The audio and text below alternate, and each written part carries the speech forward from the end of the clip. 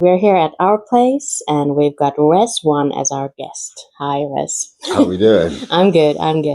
How you doing? I'm good, thank you. Yeah. It's a special episode as well. It's our anniversary. We've got big guests in the place, isn't it? True. Big yeah. Reginald. Big Reg. Yes. Nice.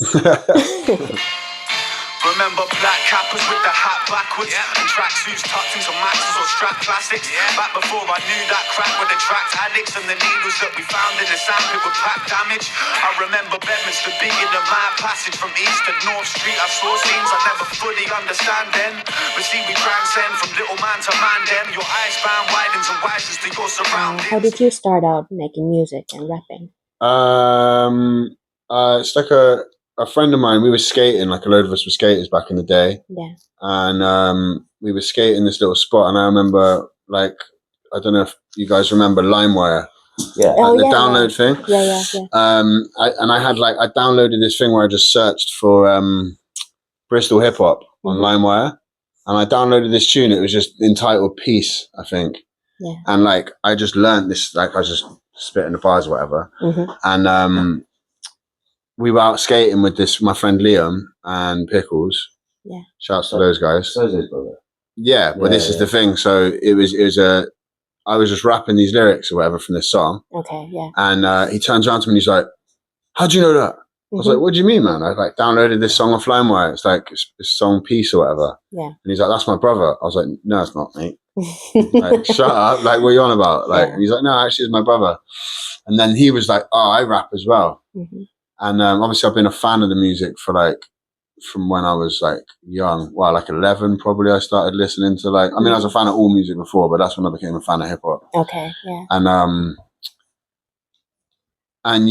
And they were like, "Oh, we rap as well." And I was thinking to myself, well, if they rap, then I can rap. And then that's when it started, and I started writing lyrics and freestyling and all the rest of it. And then one thing led to another. You started up Split Profits, and how did that came to be?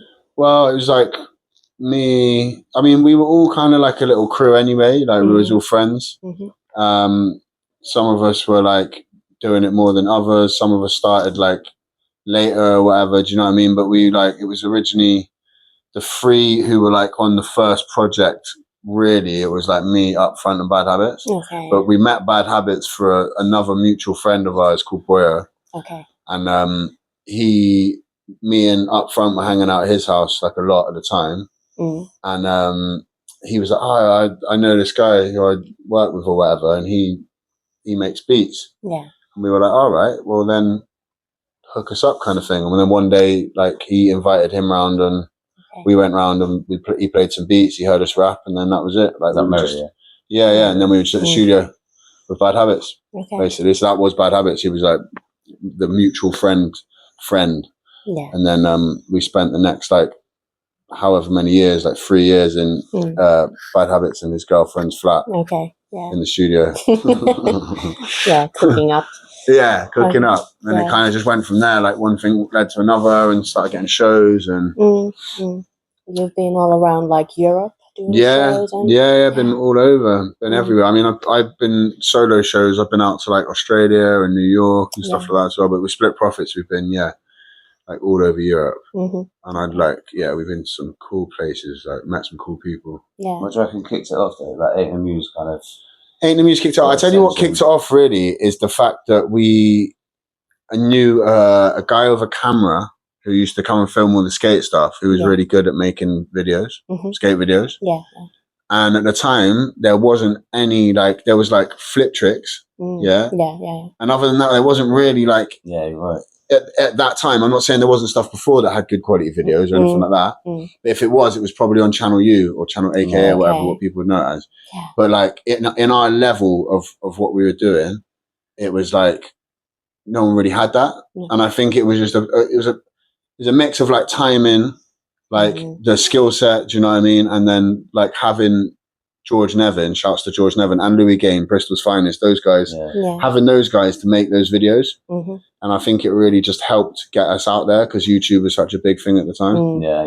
So it was like a big tool. That and Facebook, you know, back then those tools were like still organic tools, really, essentially. And they were the things that got us our name, you know. I mean, or they were the tools that helped get us our name. It weren't the skills or anything, but obviously that was us.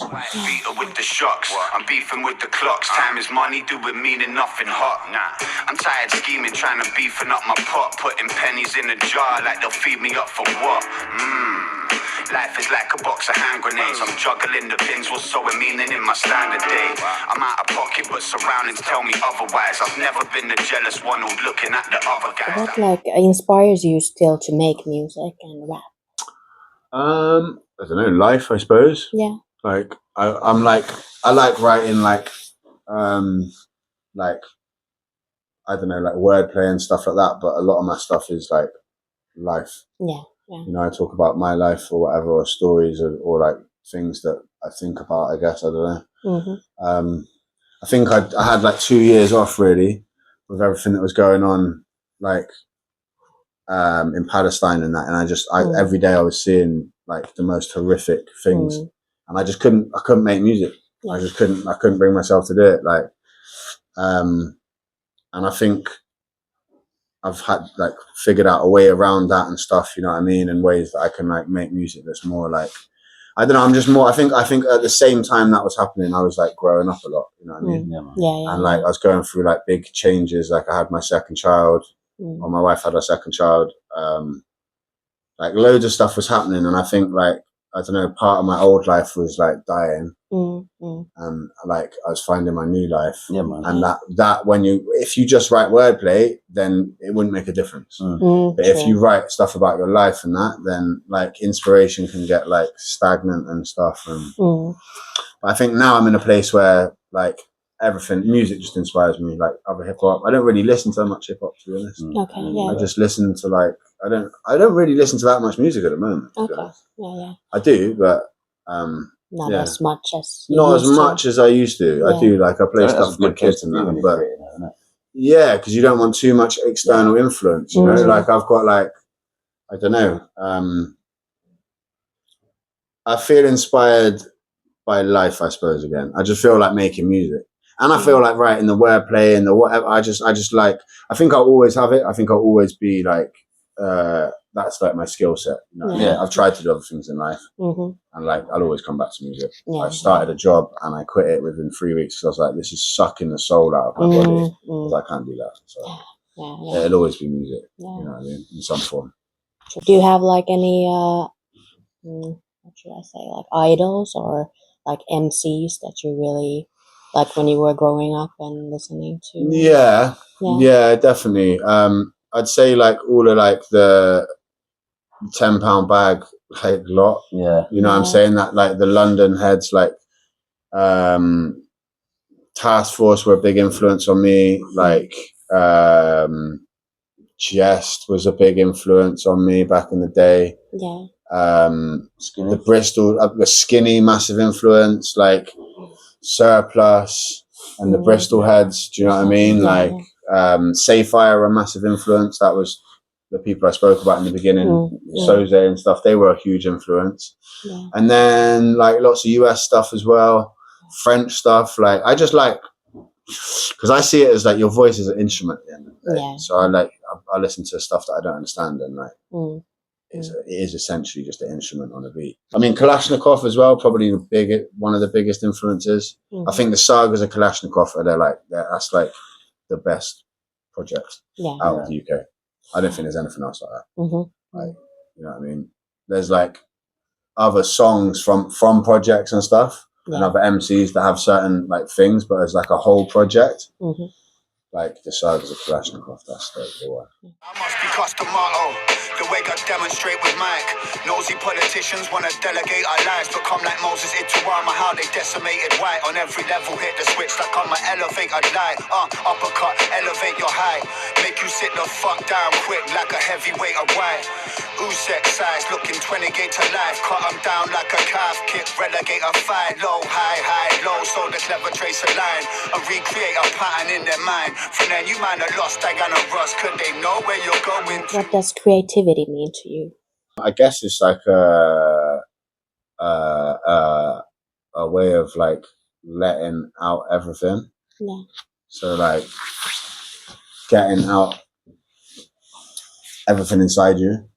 Like, I think if I'm not being creative, I'll go mad. Like, I'd literally, like, I can't handle it. It's like, that's what I'm saying with this job. I started driving ambulances for a bit. Okay. And I was like, just driving. And don't get me wrong, you're giving back a little bit because you're working with people and stuff, and you have nice experiences, interactions and stuff with other humans. But if I stop being creative, and when I stop being creative, I lose my mind. I have to be creative in some sort of way, whether it's like training martial arts or like writing or drawing or making things. Like, I got a sewing machine the other day. And just like, you know what I'm saying? Just like, oh, I'm going to make like a hat or whatever. Like, I need to make something. But what it means, I guess it's like freedom to like express how you feel. And it's nice to share your creations, isn't it? Like, that's where, like, human beings, like, it's one thing that we all do is we all create stuff, whether it's like you create coding or like, you know what I mean? I don't know. Obviously, there is people that aren't creative.